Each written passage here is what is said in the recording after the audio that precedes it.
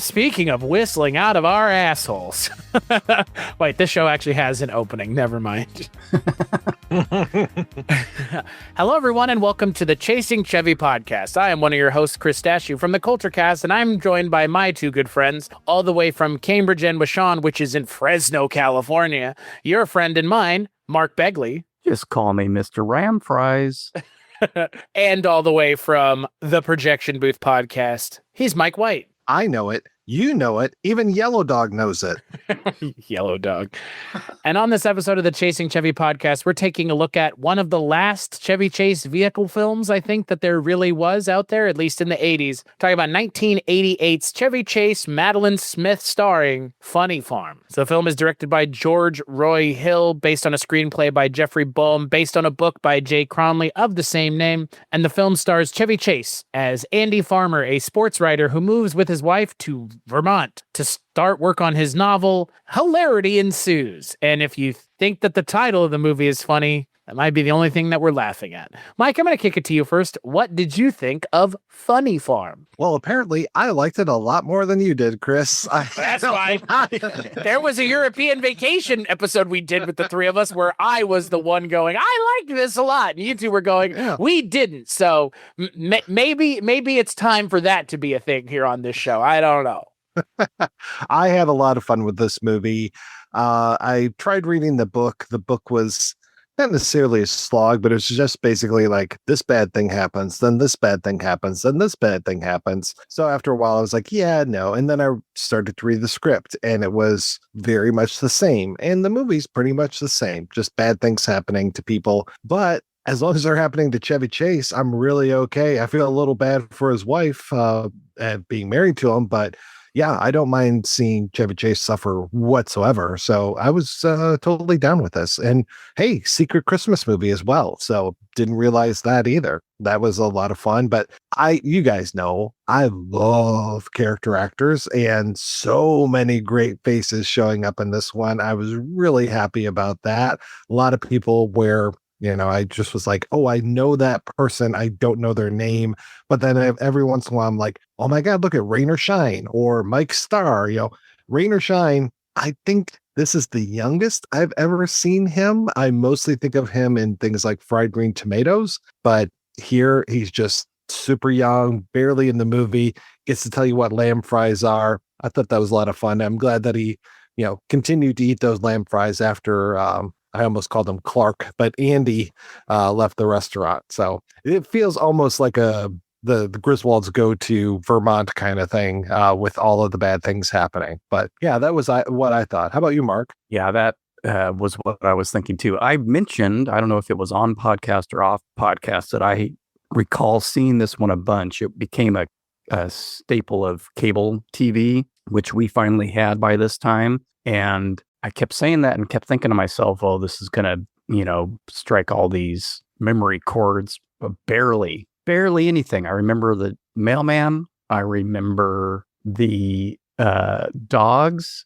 And I just thought there was a lot more town weirdness than there was. Feels like there should have been, but we'll definitely get into it. Yeah, because that's what I was thinking towards the end of the movie. I'm like, the whole setup of the trying to resell the house, I'm like, yeah, but were any of these people really all that weird to you? So yeah, we'll get more into that. But I actually didn't remember all that much. Like the opening scene when he's leaving his job, must have been making some bucks as that sports writer, and didn't remember any of that. And it took so long. After that, once they get to Vermont, there's that long stretch where they're waiting for the movers. I remembered nothing about the movers not getting there, and that kind of just didn't really pan out as hilariously as I thought it should. And I didn't really remember all that much of it. I always remembered enjoying it, though, when I watched it then, and I enjoyed it this time as well. I was surprised that it was a George Roy Hill film. Although I do see little connections to World According to Garp, which is one of my favorite movies. Yeah, big time. I love that big movie. Connections to that, yeah. Yeah, a couple of, like very similar scenarios throughout. The mailman, for one, and just that idea of kind of the put upon Garp's a little differently put upon than Andy Farmer, where it's mostly his own fault. And for Garp, it's, just the absurdities of the world we live in. But, I mean, George Roy Hill, he's made some of the greatest movies to ever be made. The Sting, Butch Cassidy and the Sundance Kid, Slapshot. Slaughterhouse-Five I enjoy. It's got its flaws, but he's got a real interesting track record, and that this was his last film is interesting. I was very surprised to see that Miroslav Andrechek was the DP of this. He's one of my favorite Czech DPs, mostly worked with Foreman when he came over here, but did a lot of stuff. And then I don't know why I didn't realize that Quick Change was based on a book, but then to read that it was same author, Jay Cronley, I'm kind of curious to read more of his things. So this idea of reading comedy type books, I don't know. I generally go for more like science fiction and detective stuff, but yeah, maybe I'll give it a shot. How about you, Chris? Well, yes, I would think that y'all maybe like this movie a bit more than I did. Music by Elmer Bernstein, which is a weird thing that just is part of this movie. Yeah. I wouldn't have guessed that in a million years. No, if you just played the score for me. Yeah, there's just one part where I'm like, oh, this sounds very much like the music played over the college life from Animal House. Otherwise, yeah, I didn't really catch that.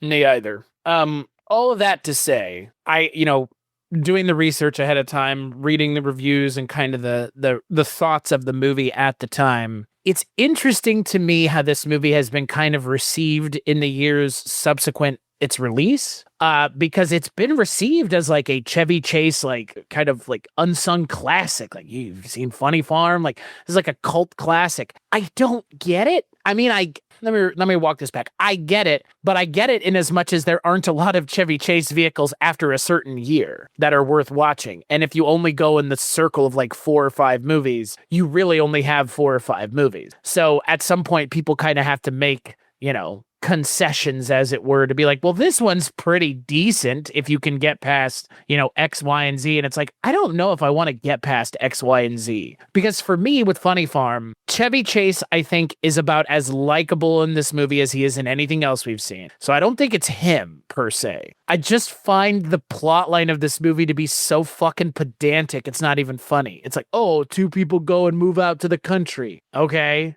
Like, I don't know. It strikes me as no different than that Tim Allen, Karen Allen movie that came out in the 90s, or Holy Matrimony, or so many of these like fish out of water stories where I'm just like, I don't know how much I care about a city slicker being out of their element in the country. Like, I don't know. For me, that doesn't do anything. There's another great movie that kind of has that setup, but it kind of takes a hard right, and that's Beetlejuice, because Beetlejuice has these 2 people who are like kind of out-of-towners who then die, and they're stuck there. And like that, for me, takes this scenario or this concept and flips it on its head in a way that I'm actually interested in. This is just played straight, and like completely straight. Like, there is a moment towards the end of the movie where I was like, what in the flying fuck is happening here? Where he's like, I'm gonna pay everybody to be a normal town. It's like, this is a normal town. Like, these people aren't like hanging from the rafters. Like, I don't understand what's unnatural about this place, other than the fact that you, as someone from the city, don't understand what lamb fries are.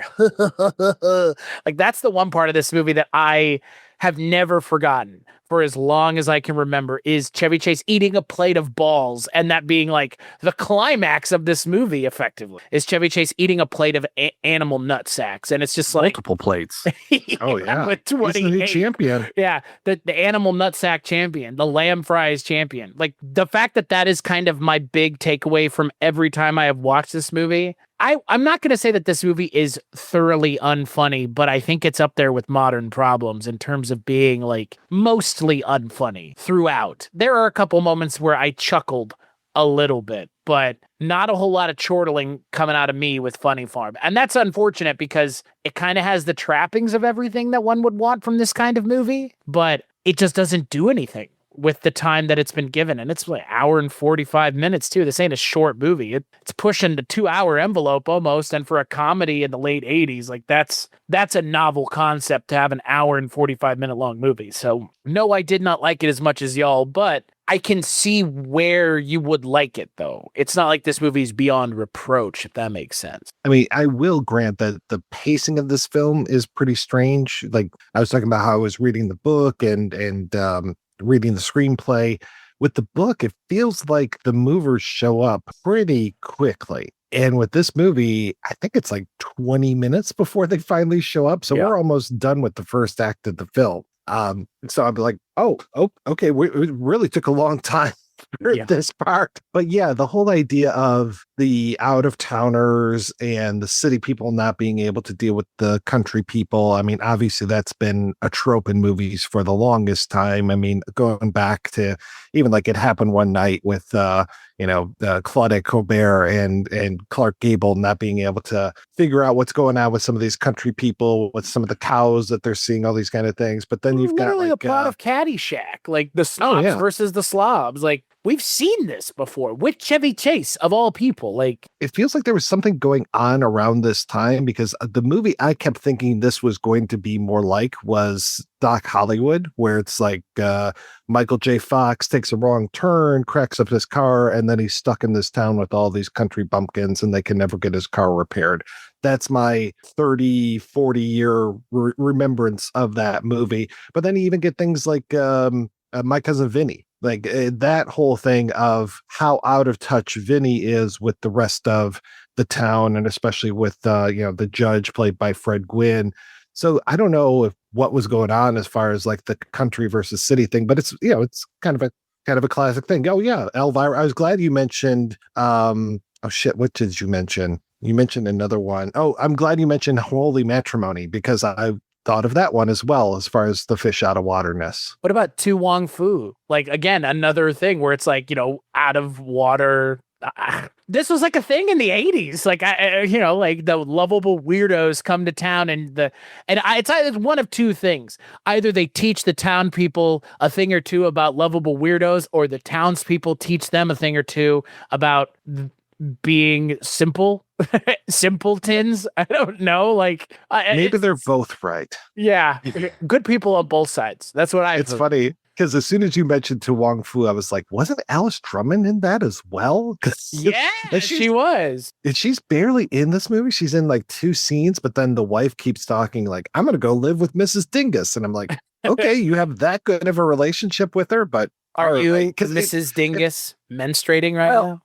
It feels like there's a lot of stuff that we're not seeing, to your point, Mark, where it's like, these are lovable weirdos. It's like, are they? Like, they go into town like once, you don't get very much. Like there's the picnic / fishing stuff / I'm in the antique store, but there's not a lot of interaction with these other people. Yeah. How are they weird other than the guy umping the mailman? And that's not even weird. That's more, antagonistic, but dangerous. The umpire, umpiring in his back brace, but they're not doing anything to him. They don't, even on the fishing expedition, he's the one that fucks all that up. He does. They're not doing anything weird to him. And by taking that bookkeeper from the Untouchables and punching him in the face. Yeah, that's where a lot of those character actors showed up. The guy that gets clocked in the head. I'm like, oh my God, I know that guy, and he's great in True Grit in his scene. Bill Fagersbach is in this movie. The guy who plays Patrick Star. Yeah. As soon as I heard his voice, I was like, oh my God, it's the guy from Coach.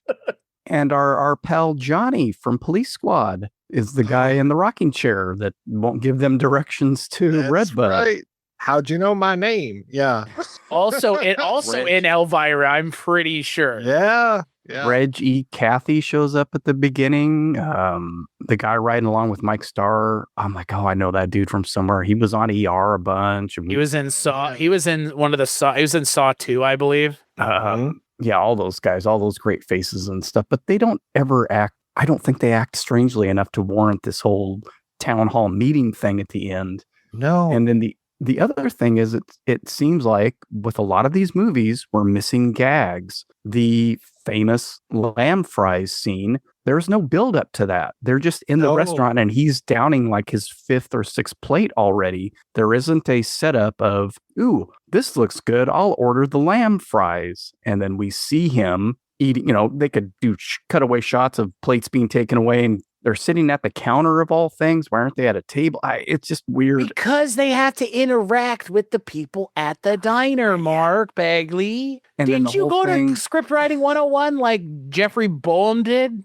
The dogs, the first dog that they get that takes off, we're missing the third gag with that. Exactly. Yep. Sure Rule of are. threes. Yep. I was waiting. I thought of that. I thought of you, Mike, as I was watching. And I'm like, when does the dog come back for the third and final time? Oh, it would have been a perfect post-credit sequence, or right at the very end of the film, With or Samuel L. something. Jackson, where he comes in with the dog. Exactly. Or It's he like could have, the dog and I are forming a team.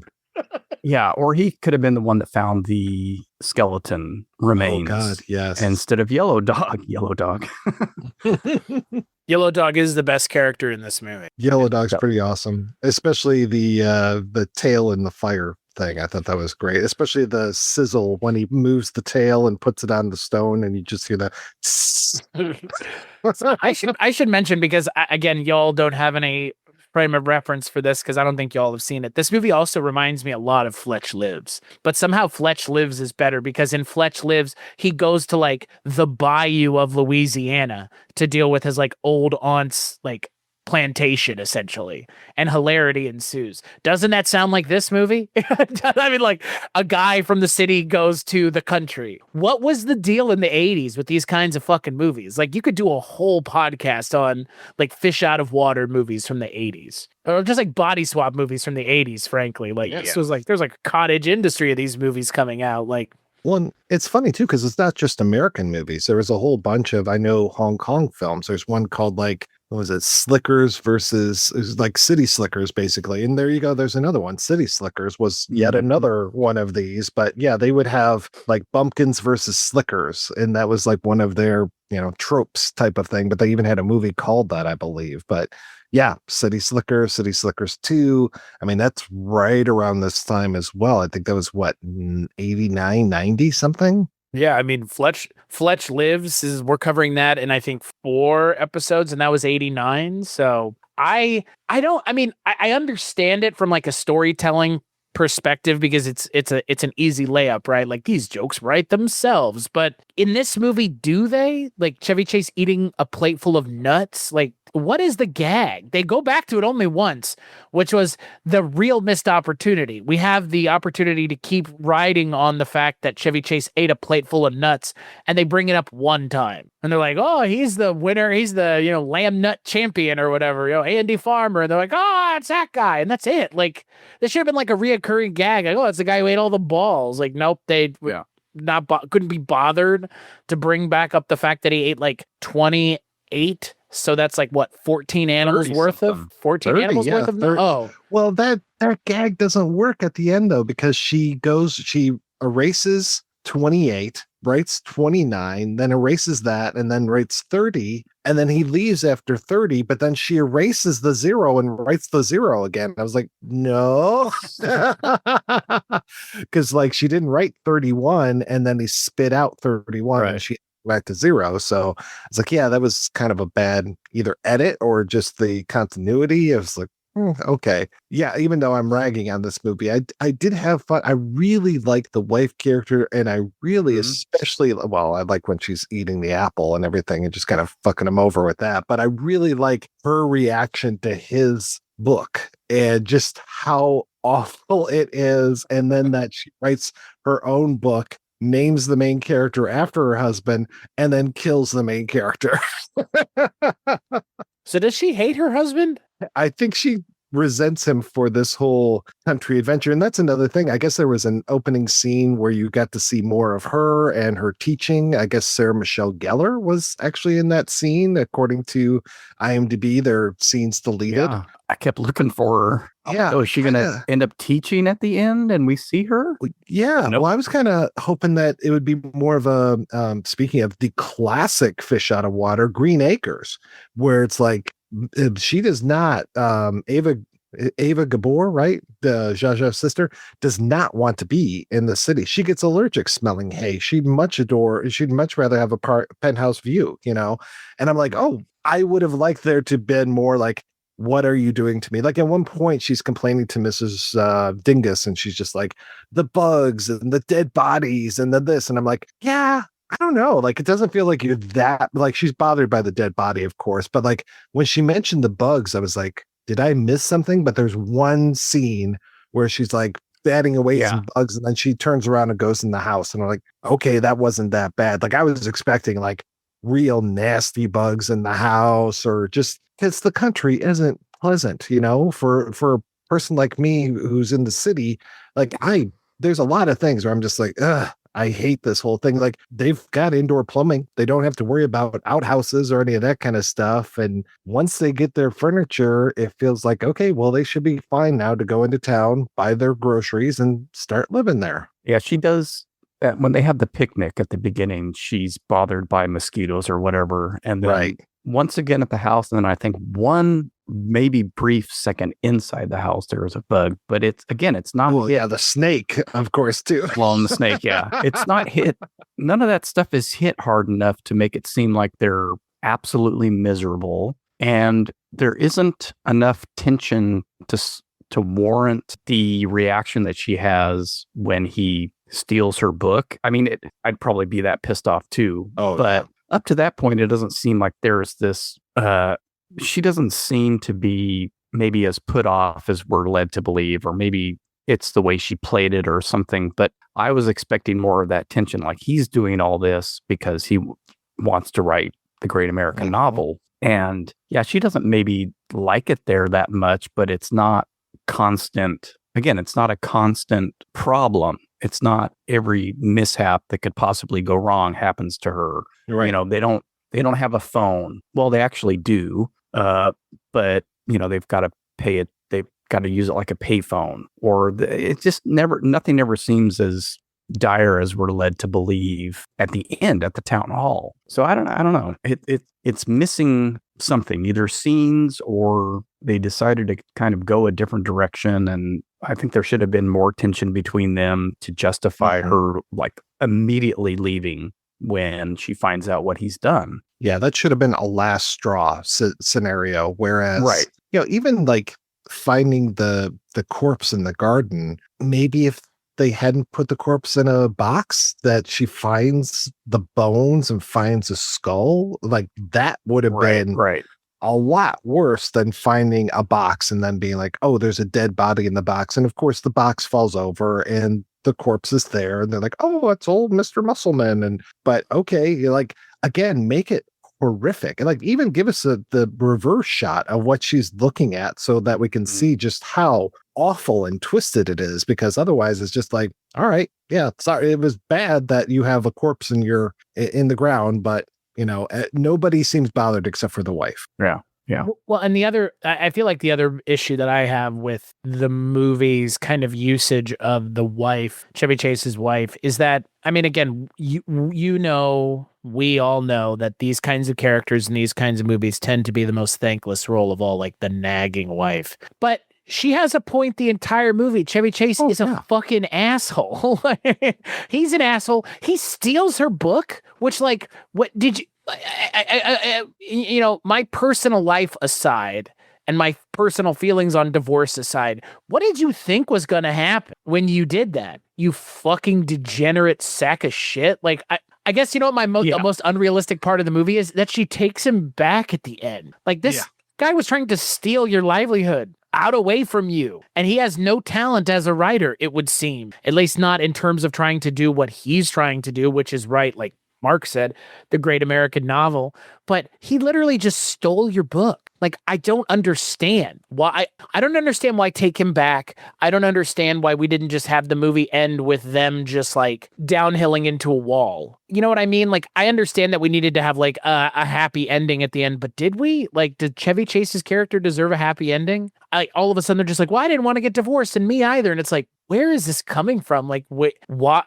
Like, it's so unbelievably unearned in a movie full of things that are unearned, in a movie lacking the laughs that a movie should have had. Because if this was the Griswolds Go to the Country, I guarantee you it would have been funnier than this movie is, which is to say almost negatively funny in a lot of ways. She should have ended up staying in the town and doing her thing, becoming a successful writer and teaching, and he's schlepping it back to New York to try and get his job back. Yeah, I don't get it. Like, why do we care about him at all? Yeah, go to a lesser paper, you know? Mhm. I don't know. Of course, he was trying to rewrite Ocean's 11 for some reason. So, and she was just writing a book about a squirrel named Andy. Well, and that's what I don't understand either. Did she think he wasn't going to read the book and go, "This is clearly me"? Like, that's what I don't get. Like, they're kind of so antagonistic towards each other, and I don't feel like the movie does enough to show us that. Because they do get to a point where they're both like, I want a divorce. The other one's like, me too. And then within like 10 minutes, that's walked back. Like, after he steals her story, John Turturro, Secret Window style. You stole my story.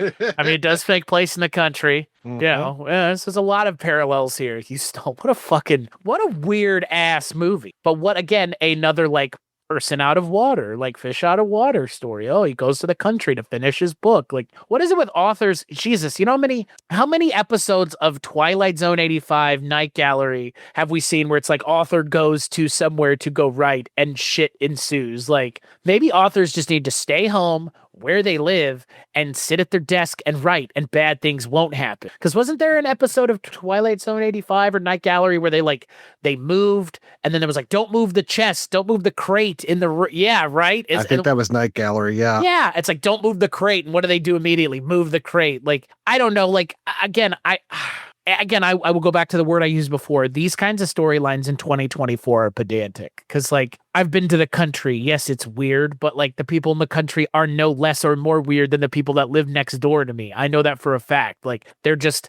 I think, a little bit more hamstrung because they live somewhere where it's imminently harder to cover up the fact that you're weird. So, you know, in the city, you can live behind the anonymity of suburbia. In the country, people can see your shit shack from a mile away. You know what I mean? Like, in the country, everybody is visible to one another because of the amount of distance between them and the disparity between people here. No, like, that's the thing. Like, the weirdest people are the people in the suburbs, not the people in rural areas. Like, I mean, people in rural areas are weird, don't get me wrong, but I guarantee you people living next door to you are much more weird than the people in this movie are. And again, back to the whole idea of the third act of this movie, nobody in this movie is weird enough for you to pay people money for them to stop acting weird. It's just so such a weird conceit. And then at the end of the movie, they have to deal with it legally. They're like, well, legally, it's not binding. It's like, I didn't think anybody actually cared, but okay. You had to clarify that. Yeah, I guess, just to make sure, because we were all very invested. yeah. Another fish out of water thing that came to mind when you were talking about Twilight Zone was In the Mouth of Madness.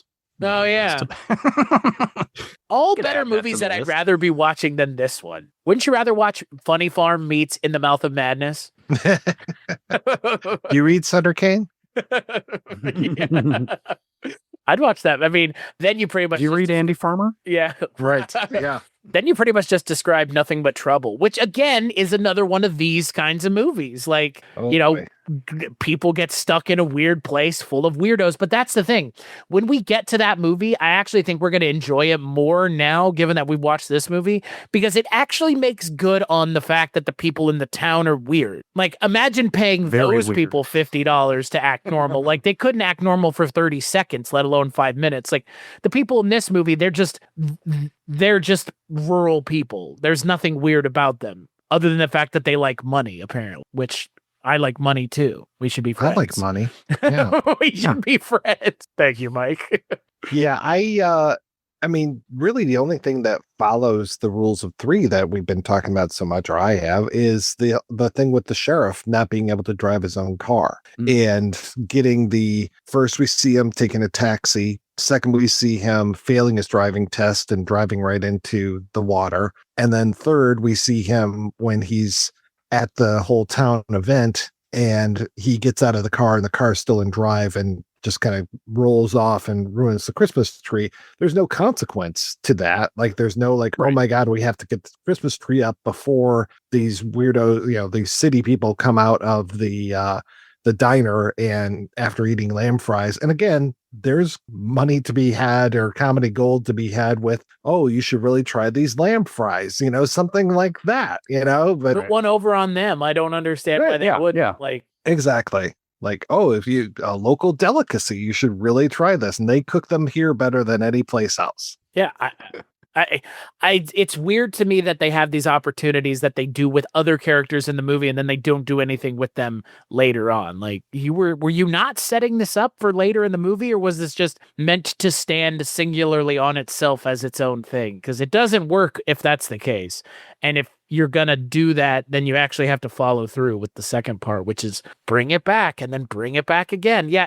Well, and even like Mrs. Dingus is a weird person to have as counsel, because that should have turned into the joke of everything in her antique store has a personal memory to it. And it would be really bad to buy it from her.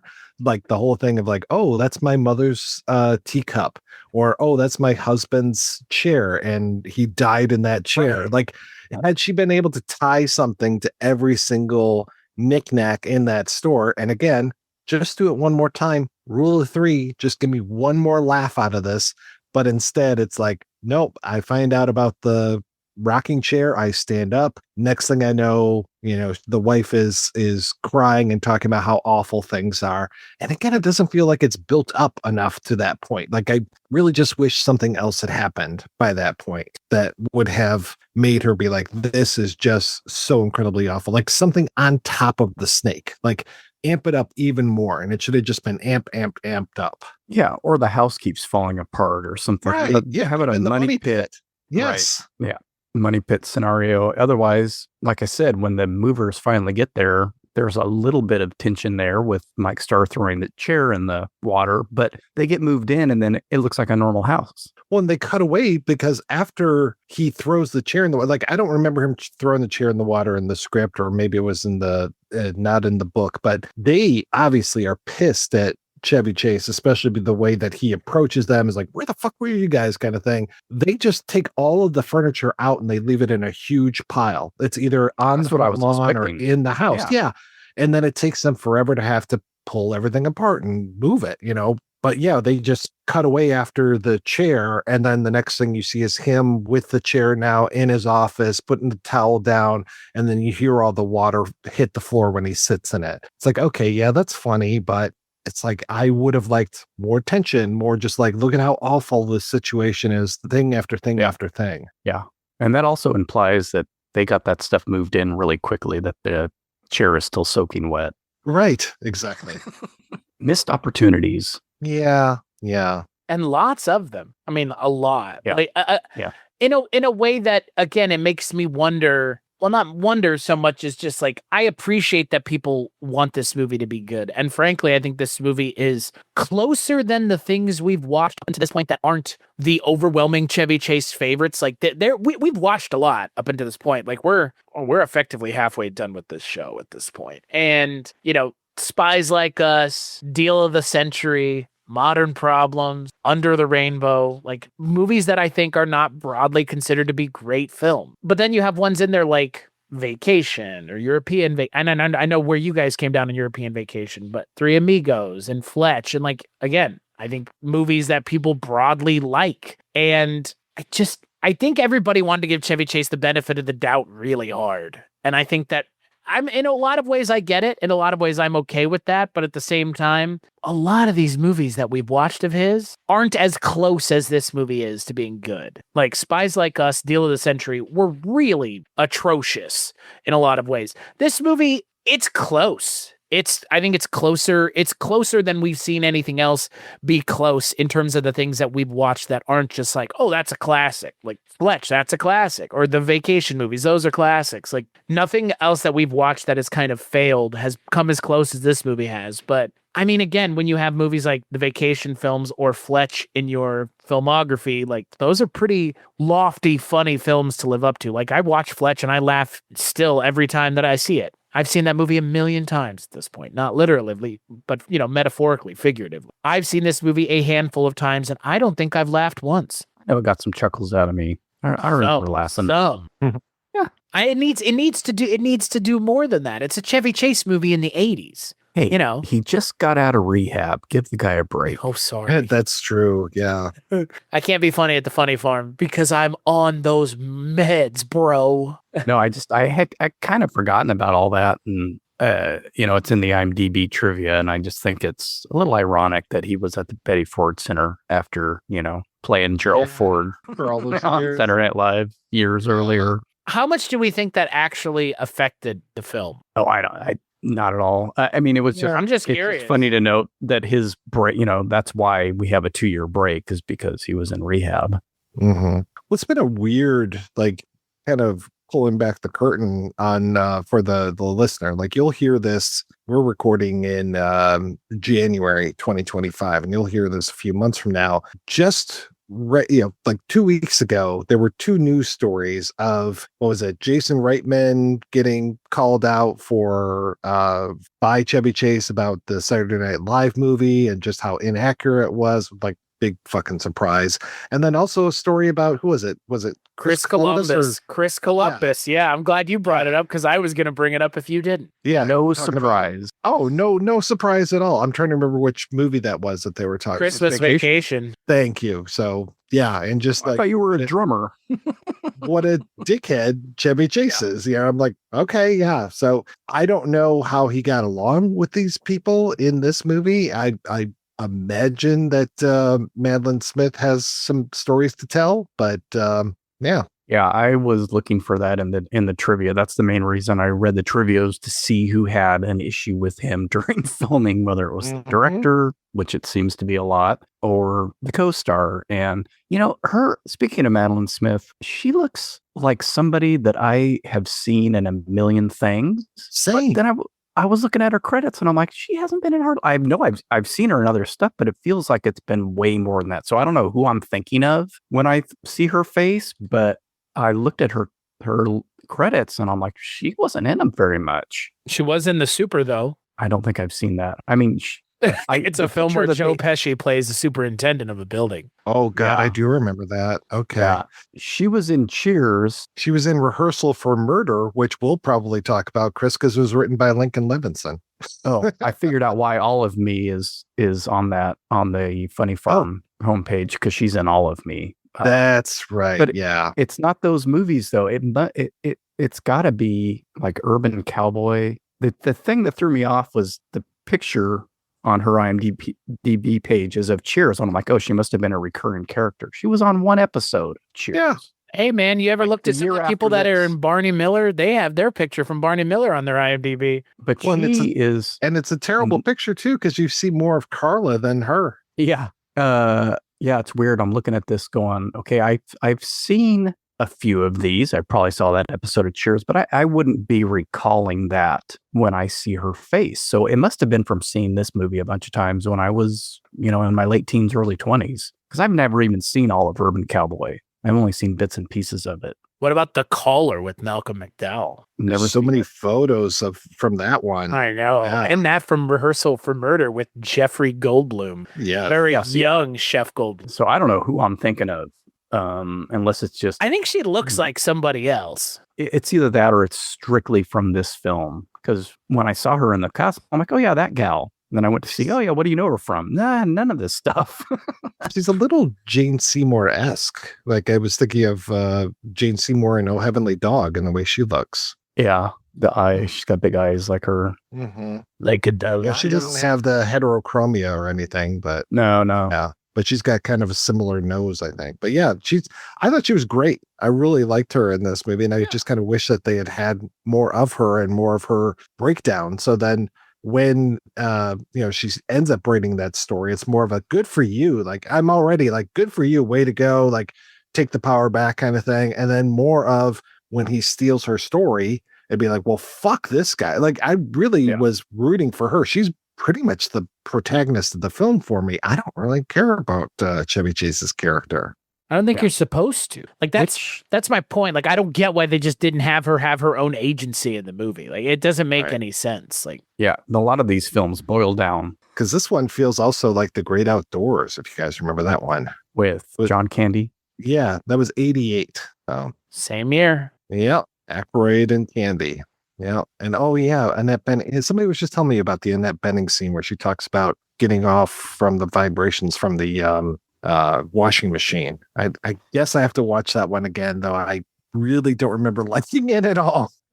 I just remember the eating contest. There's another thing because of the whole, he had to eat every part of the steak, even the gristle. And did he have to eat the bone too? I can't remember. I've never seen that movie before, clearly. Yeah, I don't think I have either. Oh, wow. Okay. Yeah, that one I saw at the theater. I'm not a huge Candy John film fan. He's fine. The most of the stuff I've seen him in has been like, I guess the one thing. I'll say Splash? Spaceballs. Oh, okay. Which I've only seen that movie once. So. Really? Yeah. Wow, interesting. He's good in Uncle Buck. Uncle Buck is cute. Never seen it. I really like his role in Home Alone, as brief as it is. And then, of course, Planes, Trains, and Automobiles, which I don't like nearly as much as other people do. Yeah, I like that one. I saw that in the theater. He wasn't a Candy Cast. No, he wasn't to draw. Candy Cast. Well, I mean, not the way Chevy Chase was in the 80s. Yeah, until he wasn't. I just remember same thing with John Candy, right? Like literally, like go watch the movie that he made right before he passed away. It's not like people were like, "Oh no more John Candy movies. What a shame." It's like those SCTV people were never a big. I don't ever remember seeing an episode of SCTV when I was growing up. So none of those people had that kind of draw to me like the SNL people did.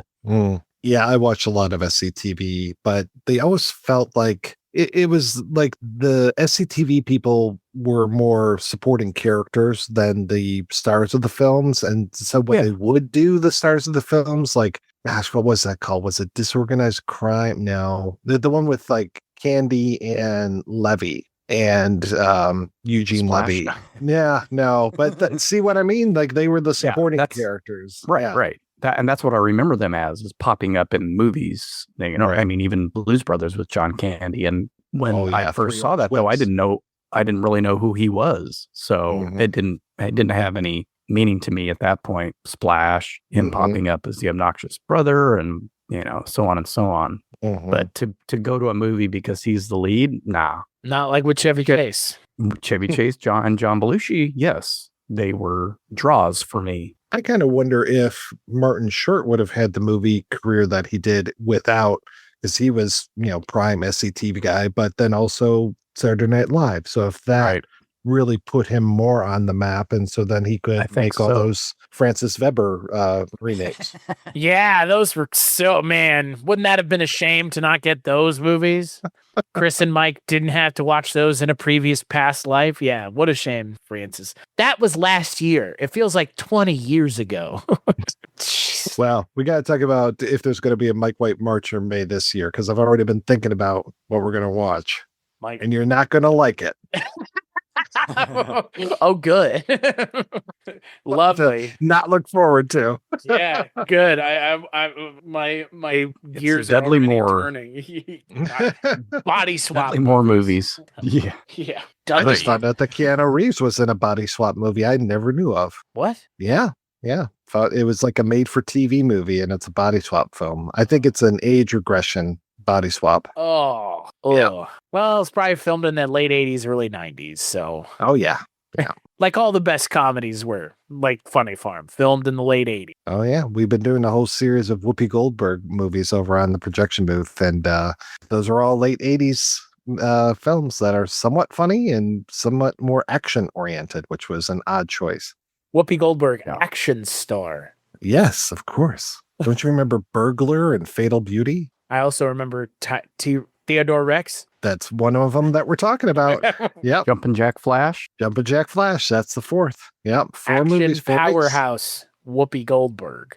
Yes. Sister Act. Yes. Though we're not talking about that one. That's a unknown quantity. A lot of people don't know about these other movies we're talking about. Of course, all the people listening to this podcast do, because they are diving deep with us on Funny Farm. I guess so. Yeah. The funniest farm there ever was. Hilarity ensues. But hey, at the end, they decide to stay in the town because the charms of the town have won them over and they have a kid. Yeah. And it's so pastoral and so American, and you just hate it so much you just want to flush it down the fucking toilet. Like, the way the movie ended was so saccharine and gross. I was like, why do you think you earned this ending, movie? Like, explain to me where you earned this in the last hour and 45 minutes, because I'm waiting. Because they realize they're just as weird as the townsfolk. Okay, duh. All right, I do take it back. She did write 31 on the board. I just double checked. So then she takes it down to 30. The book ends with them not selling the house, but instead of them living there, they rent it out to filmmakers who want to make haunted house movies and want to use their house, which would have been an interesting thing again if there was a ghost or something even worse with the film or with the house that they live in. And then the script ends almost the exact same way, except there's I don't know what you would call this, like a running around the bases type of scene. They do a whole, okay, let me read this to you because you guys are going to love this. So they have their whole thing. And by the way, Andy has a voiceover the entire movie, not just the very end of it. Yes. Why didn't we get that for release the George Roy Hill cut, you fucking cowards? So as a novelist, I turned out to be a pretty good sports writer. We finally found the change of heart we were looking for. So we've got him writing that. And then cut to exterior, the playing field, end title sequence. The two opposing softball teams and all the spectators in the bleachers are comprised of cast and crew members. The camera locates each participant as his or her credit comes on screen. All positions are up for grabs, but the Empire will definitely be Gus Lauterhand. Lauterhand still wears his chin brace, which works fine when he bends over to call strikes and balls, but when he stands up, he's looking straight into the clouds. The sequence will consist of a typical Red Bundian blunders and continue with a play at home play as a runner and a ball arrive at the same moment. The catcher tries to make the tag, the runner slides, a dust cloud consumes them both, and Gus Lauterhand, looking straight into the sky, makes his call. Safe. The end. I guarantee you somebody read the end of that script and was like, fuck that shit. We're just shooting an ending. God damn you. We're not doing this fucking parade, salute to arms, people. None of that. Fuck off. Like, no, we don't have time for this. Can you imagine the script notes? Just like, no, to like the last 4 pages of the script.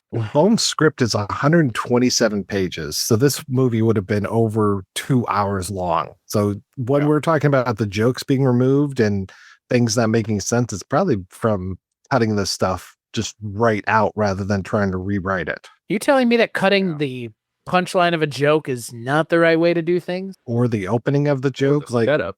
Yeah, the setup is just as important as that punchline. No. It's crazy. Banana. See, you didn't get the beginning of the knock-knock joke, but I told you the end of the knock-knock joke. It's still funny. It just works. Still has to be funny, yeah, because the punchline's there. God. Oh, well, Funny Farm, huh? Because they're crazy. Get it? Yeah. Oh. They're not farmers. There's no duck that lays an egg on top of Andy's head. I know. What a shame. Where's that scene in the movie? I want the scene with Chevy Chase having eggs laid on his head. Yellow Dog does not put on a hat and ride on a tractor. He does, though, and I get that poster, but yeah, the one that they're choosing as the image, I don't get it. Chevy Chase looking like Frankenstein with a very flat head with an egg smashed on top of it. Did you know Chevy Chase has an exceedingly flat head?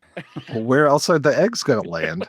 And crack open and then comically slide down his face. Why are we talking about eggs sliding down Chevy Chase's face? That's the real question. Because it's the end of the episode. Thank Christ. Yeah, this I think is up there in terms of like the movies where I'm like, I'm glad we don't have to watch this again or for anything else in the future or spend any amount of time. This movie came out a month before Die Hard. Can you imagine going to see this movie and then a month later going and seeing a good movie, like an actual good film? And looking to your friends and being like, remember how we went and saw Funny Farm a month ago, guys? I'm so sorry. Another Christmas movie. Yeah. The secret Mhm. Christmas film that make sure that this makes your rotation this year. Funny Farm. Yeah, this is one of those times where I'm like, even I'll concede Die Hard is more of a Christmas movie than this fucking movie is. Jesus Christ. They even sing the carols and everything. The thing I do like is when the mailman finally shows up and just the way he comes in and is so pleasant and everything. And that bit works because we've seen him just be a complete asshole the entire time. And then him coming in, Kevin Conway playing a fucking fantastic role, him coming in and just being so super nice. Like, had we had that turnaround for all the characters, but none of them start off as assholes. And like the one guy who is openly antagonistic with him is the guy that he was punching in the face. So no wonder he hates him. That's that's what I mean about that whole fishing scene. Chevy Chase is the one that screws everything up. He doesn't even he's not even the one that hooks him in the throat. Right. Yeah, which he should have been. It should have been him hooking the guy in the throat and then punching him in the face to try to knock him out to remove which still, that just doesn't even make any sense. We got to knock him out, punch him in the face a bunch of times. I think Chevy Chase just wanted to punch somebody in the face. Yeah. And Brad Sullivan, you mentioned Slapshot before. He was in Slapshot as well as Sister Act 2. So. And Kevin Conway is still having movies coming out as recently as this year. He's still really that guy's name can't really be Rain or Shine, can it? Is that a pseudonym? I'm pretty sure it's a pseudonym, just kind of like Rip Torn. Yeah, that's so amazing. Yeah, I love that guy. I mean, he's just such a great hit character, and I love his IMDb picture too. That's amazing. Yeah.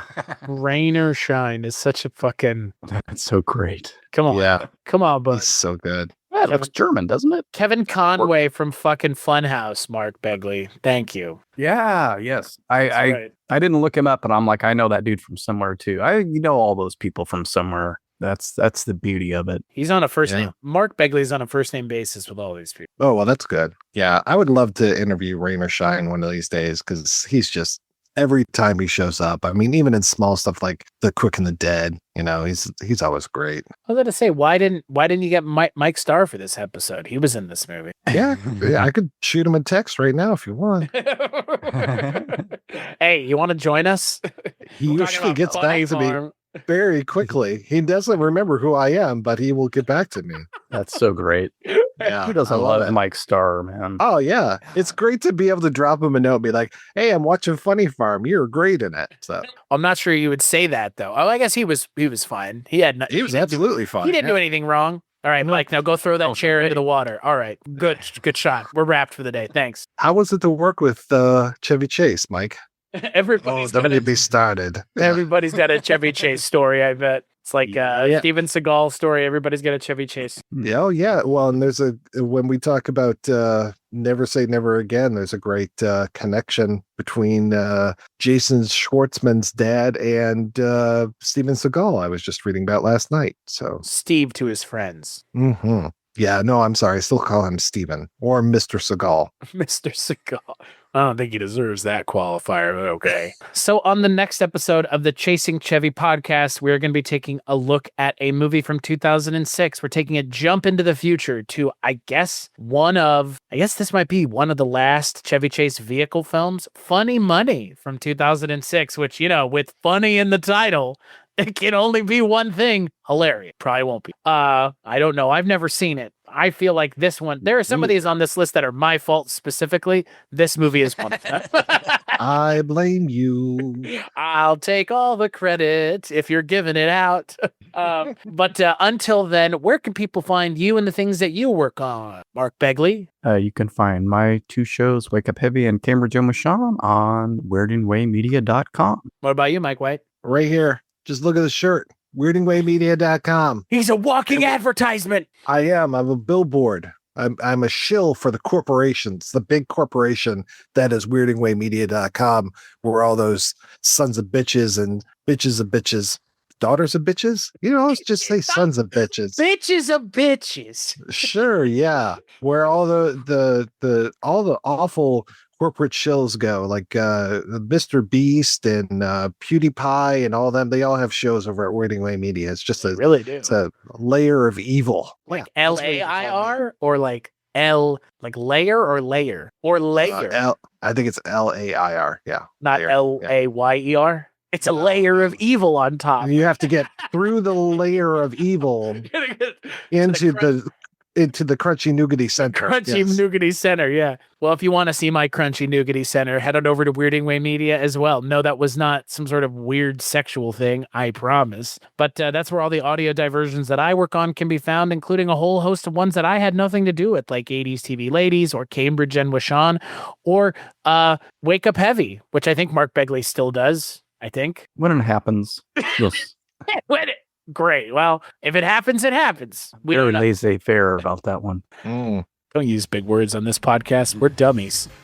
And like, rate, and review this show on iTunes, please. Regardless of where you get it, go engage with us on iTunes. That helps us out. And as always, we'll catch you on next month's episode of the Chasing Chevy podcast.